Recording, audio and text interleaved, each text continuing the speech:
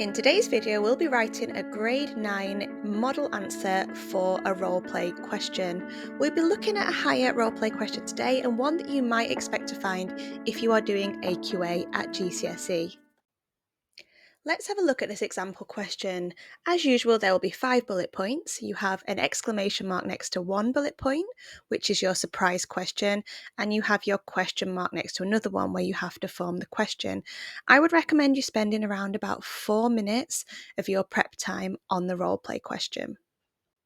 If you would like to have a go at doing this question yourself before looking at some model answers, pause the video now.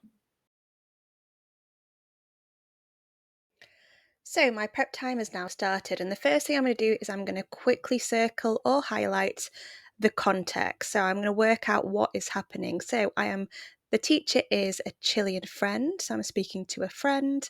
And then I've also circled el instituto, I'm clearly talking about school.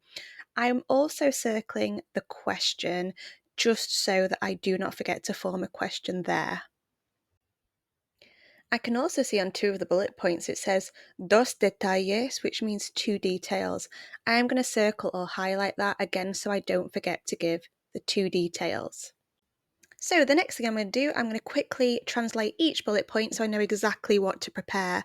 So the first bullet point is the good thing about your school.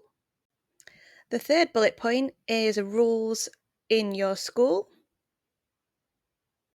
The fourth bullet point, which is my question, is universities in Chile. So I've got to form a question around that.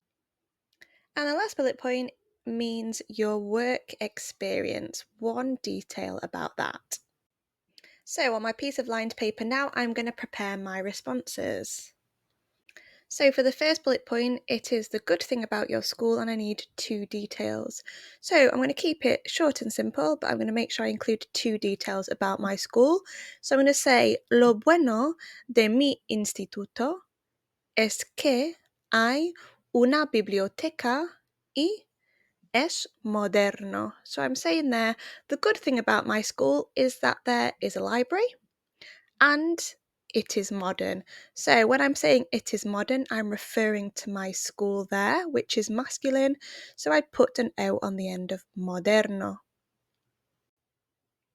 And just so I remember the order of the bullet points and how the teacher is going to say them, I'm just going to write number 2 and an exclamation mark so I know what to expect there. So the third bullet point was talking about rules in your school, and it requires 2 details. So I'm writing here, no se permite usar un móvil en clase ni correr en los pasillos. So you are not allowed to use a mobile in class, nor run in the corridors. So what I've put here is, ¿cómo son las universidades en Chile? Which means, what are universities in Chile like? I really like this sentence starter, ¿cómo son?